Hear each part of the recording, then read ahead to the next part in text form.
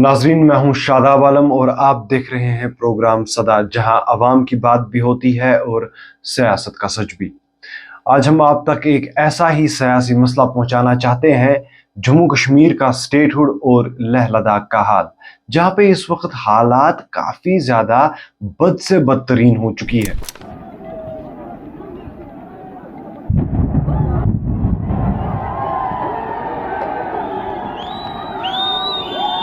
ये बात है साल 2019 की, जब जम्मू कश्मीर में दफा 370 और 35 से मनसूख किया गया। साथ में जम्मू कश्मीर का रियासती दर्जा भी छीन लिया गया और इसे दो हिस्सों में तकसीम कर दिया गया, जम्मू कश्मीर यूनियन टेरिटरी और लेह लद्दाख यूनियन टेरिटरी।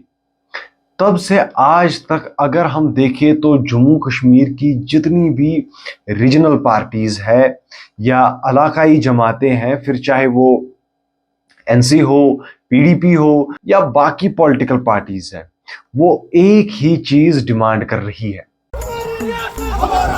सबसे बड़ा चैलेंज ये है कि स्टेट नहीं है ना, अभी भी किसी भी स्टेट को यूनियन टेरिटरी नहीं बनाया गया। सबसे बड़ा चैलेंज ये है कि स्टेट नहीं है ना।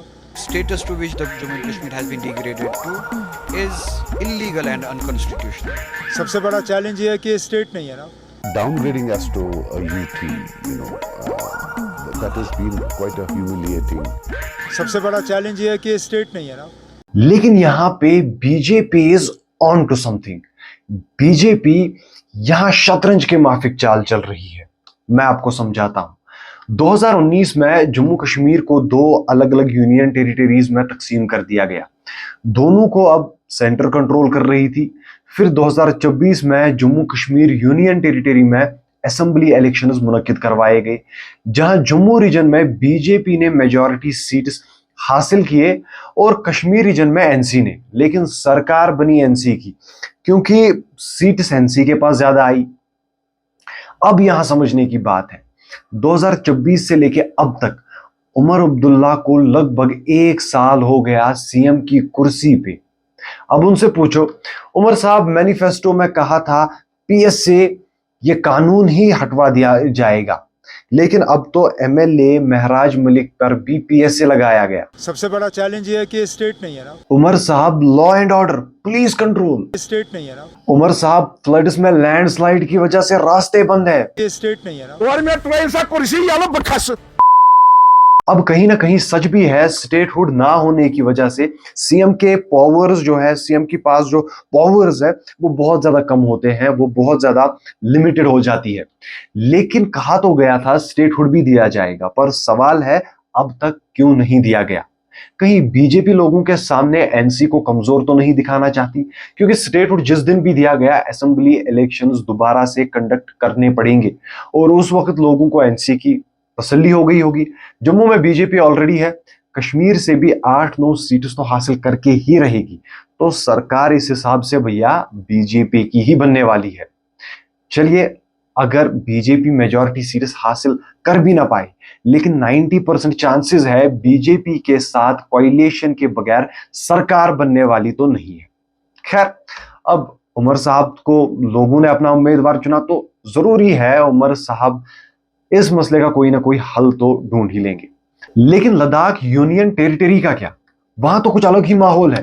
जब 2019 में जम्मू कश्मीर की 3 बड़ी चीजें छीन ली गई, लद्दाख में खुशियां मनाई गई, वहां पटाखे फोड़े गए, लेकिन अब वही खुशियां मातम में बदल गई है। आज हम एक बीजेपी ऑफिस के सामने 6 शेड्यूल के मांग के पूरा यूथ, पूरा लद्दाख इकट्ठे हो चुका है।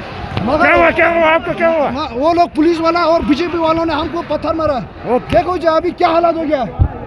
4 लोग मारे गए, 70 से ज्यादा जख्मी है और हर तरफ अफरा तफरी, क्योंकि सोनम वांगचुक स्टेटहुड और 6th शेड्यूल चाहते हैं।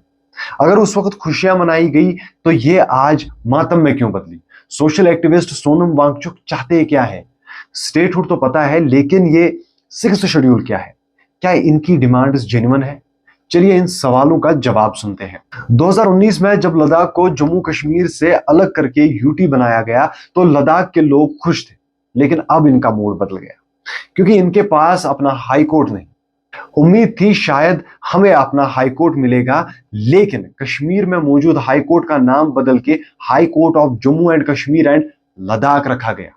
मतलब तुम लोग कर लो क्या करना है, लेकिन हाई कोर्ट तो तुम लोगों का कश्मीर में ही रहेगा। जिससे अब इन्हें दूरी का मसला, रिप्रेजेंटेशन का मसला, सुनवाई और फैसलों में डिले, वैसे ही पिछले 5 साल से अनएम्प्लॉयमेंट, जॉब से निकाला जा रहा है, लद्दाख की डिमांड्स पूरी नहीं हो रही। और सबसे बड़ा इशू 6th शेड्यूल जो आर्टिकल 244 के तहत दी जाती है, मोस्टली ये नॉर्थ ईस्ट के सेंसिटिव रीजन्स में जहां आदिवासियों की पॉपुलेशन ज्यादा होती है वहां दी जाती है। और लद्दाख में भी याद रहे एसटी पॉपुलेशन ज्यादा है। इस 6th शेड्यूल से ऑटोनॉमस एडमिनिस्ट्रेटिव काउंसिल्स बनाए जा सकते हैं जिससे वो खुद अपने लैंड, फॉरेस्ट, एग्रीकल्चर, वाटर जैसे सेक्टर्स को रेगुलेट कर सकते हैं, मतलब जिनकी अथॉरिटी उनके पास होती है। अब जाहिर सी बात है, land, water, forest, agriculture Ladakh के लोगों का है, तो इसकी रक्षा करने का हक भी इन्हीं के पास होना चाहिए। लेकिन ट्विस्ट ये है, अगर इन्हें ये हक दिया गया तो माइनिंग कंपनीज का क्या होगा, उन अमीरजादों के घर कैसे चलेंगे। और लद्दाख के लोग जानते हैं ग्लेशियर्स के पिघलने की वजह से जितना नुकसान हुआ है वो बहुत ज्यादा है। अनरिस्ट्रिक्टेड टूरिज्म की वजह से इकोसिस्टम पे कितना असर पड़ा है, कितना प्रेशर पड़ा है। और इन मासूम लोगों को लगता था बीजेपी इस बात को जानती है, क्योंकि बीजेपी ने अपने 2019 के मैनिफेस्टो में 6th शेड्यूल देने का वादा किया था और इसी वजह से लद्दाख के लोगों ने बीजेपी को जितवा भी दिया था। लेकिन आजकल वादा निभाना तो मानो खैर छोड़ ही दो। लेकिन अब पिछले कई दिनों से सोनम वांगचुक के साथ और भी कई सारे क्लाइमेट एक्टिविस्ट हंगर स्ट्राइक, भूख हड़ताल पे बैठे थे।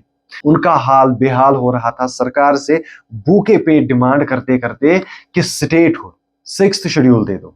और कल इनका दर्द जनजी से नहीं देखा गया और गुस्से में आके बीजेपी का ऑफिस ही जला डाला और प्रोटेस्टर्स में 4 की मौत और 70 से ज्यादा जख्मी।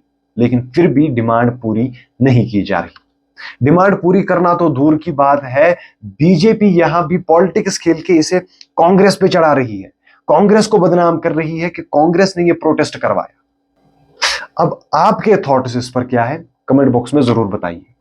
नाजरीन, उम्मीद है आपको इस मसले की पूरी समझ हो गई होगी।